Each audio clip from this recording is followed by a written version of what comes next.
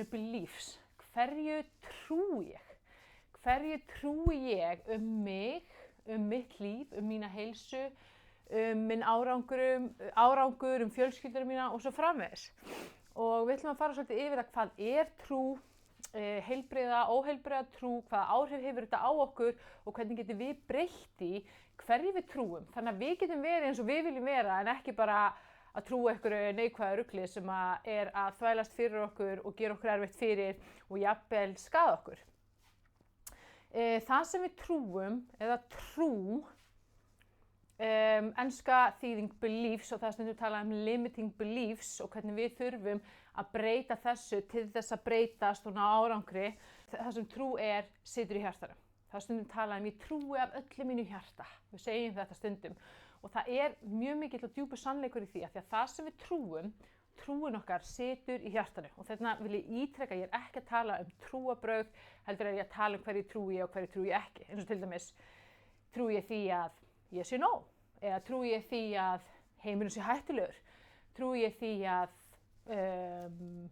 ég sé að fara að deyja ef ég fer í flug, trúi ég því að aðrir sé að dæma mig, trúi ég því að ég nái stórkostlegum árangri, trúi ég því að ég sé frjáls, ég sé ófrjáls, trúi ég því að ég sé heilbrigð, að ég sé óheilbrigð, trúi ég því að ég sé fórnarlamb, trúi ég því að ég sé sigurvegari, trúi ég því að ég sé dæmd í eilíf veikindi eða trúi ég því að ég geti stýrt minni heilsu og náð mjög miklum árangri þar.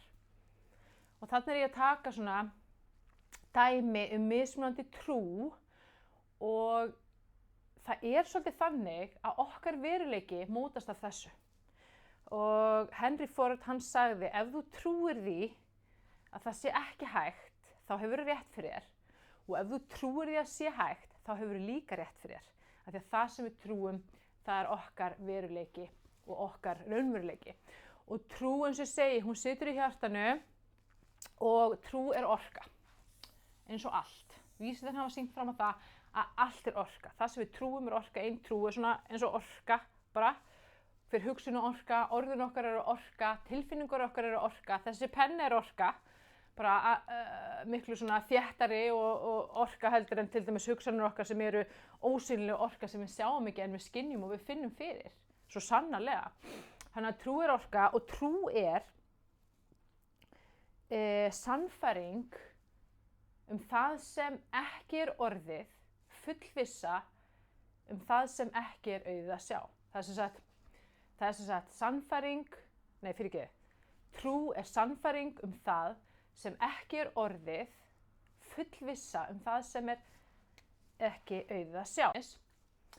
Ef ég trúi því að ég sé bara skugginn á sjálfur mér. Ég get ekki séð það. Það ekki eitthvað sem þegar orðið hérna í efnisheiminum. En ef ég trúi þessu í hjarta mínu, ég sé bara skugginn á sjálfur mér, hvaða áhrif hefur það á mig, mína orku, mínar hugsanir, mína líðan, mína hegðun. Ef ég trúi því að aðrir séu betri en ég, að ég sé minna virði en aðrir, að ég sé ekki nóg, að ég sé ekki að gera nóg og eitt af því sem ótrúlega algengt og alveg skelfilegt að trúa að eitthvað hræðilegt að fara að gerast. Gríðarlega kvíðavaldandi. Eða þá maður trúi því að maður sé fórnarlamb, sjúkdómsfórnarlamb. Eða þá maður trúi því að ég get ekkert gert í því hvernig ég gott að trúa þessu? Eða það gagnlegt? Það rosalega ógagnlegt. Þannig að það sem ég flokka trú í annars vegar óheilbrigð trú eða það líka hægt að segja ógagleg. Þetta gagnlegt? Þetta ógagnlegt? Þetta þarf ekki endilega að vera óheilbrigt en ógagnlegt. Eins og til dæmis bara lífið erfitt. Ok, og við segjum, en ef lífið erfitt, og það sannleikurinn,